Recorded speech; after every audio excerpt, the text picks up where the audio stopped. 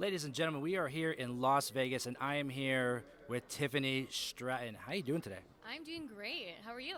I'm doing great. You see, we're here. We're Fountain Blue. First question: how was Bieberchella? I saw the TikToks. I saw everything that was going on. How was that? Oh my gosh, Bieberchella was amazing. I was the biggest Justin Bieber fan growing up, and I finally got to see him in concert for the first time ever, and I was at Coachella. How iconic. I thought he did amazing. I loved the streaming and the YouTube and stuff like that. I loved all of it. So I'm very happy to be able to experience that. I watched the stream online. It was like 2:30 in the morning. I'm like, I have to watch it. It's Bieber. Everyone has to watch it. Of course. So obviously we're here for WrestleMania. You weren't on the card this year, which I think the fans were outraged. Kind of backtracking a little bit, going into WrestleMania season, what's the mindset of thinking about if you're going to be on the card, if you're not? I guess going back to Royal Rumble time, what's that mindset like, kind of preparing for what's next?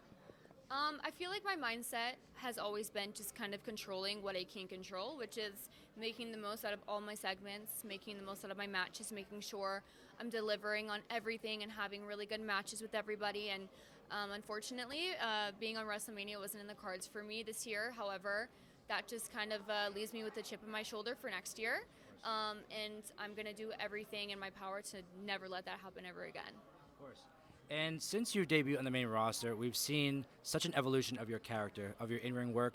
What goes into all of that, I guess you could say, like the backstage work that you put in?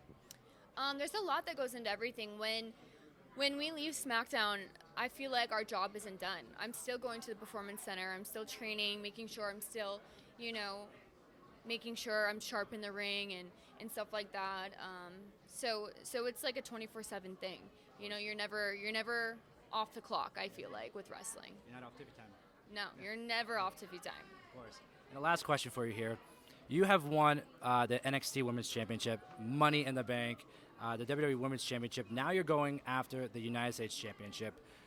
There's very few women that have accolades like that. What does that mean to have that at such a young age, at such an early stage in your career?